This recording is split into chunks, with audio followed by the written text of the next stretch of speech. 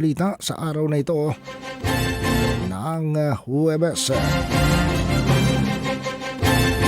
Bagaman mainit po ang temperatura sa ating bansa na inaasahan ng Pag-asa sa maghapong ito, ayon sa Pag-asa, magkakaroon ng tinatayang 35.5 degrees Celsius na init mamayang alas 2 ng hapon at ang pinakamalamig namang naitala ay 27.5 degrees Celsius kaninang alas 5 ng madaling araw. Pero inaasahan ng Pag-asang pagpasok ng bagyo sa Philippine Area of Responsibility sa linggong kasalukuyan. Pinangalanan ang bagyong ito na Bagyong Hagupit. Sinabi ng Pag-asa sa kanilang pinakahuling weather bulletin na ang bagyong ito ay papangalanan pagpasok sa Pilipinas ng pangalang Bagyong Kaloy. Inaasahan bukas ng hapon o kaya naman gabi ng Sabado papasok sa Philippine Area of Responsibility ang nasabing bagyo.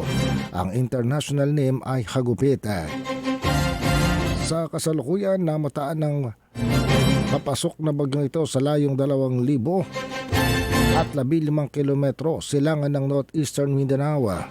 Taglay nito ang maximum sustained wind sa 65 km per hour, malapit sa gitna at may pagbugsong umaabot ng 80 km bawat oras. Mabilis ang paggalaw ng bagyong si Hagupit na papangalan ng Kaloy pagpasok sa Philippine Area of Responsibility. Gumagalaw ito ng 20 km bawat oras. Dahil dito, ang Central Visayas, Eastern Visayas, Negros Island Region, Caraga, Northern Mindanao, Davao Region at Zamboanga Peninsula magkakaroon ng kalat-kalat na pag-ulan, pagkulog at pagkilat sa ito ng sama ng panahon. Ang Metro Manila at ang natitirang bahagi ng bansa magkakaroon ng bahagyang pag-uulap ng kalangitan sanhi naman ng easterlies o mainit na hangin na nagmumula naman sa karagatan ng Pasipiko.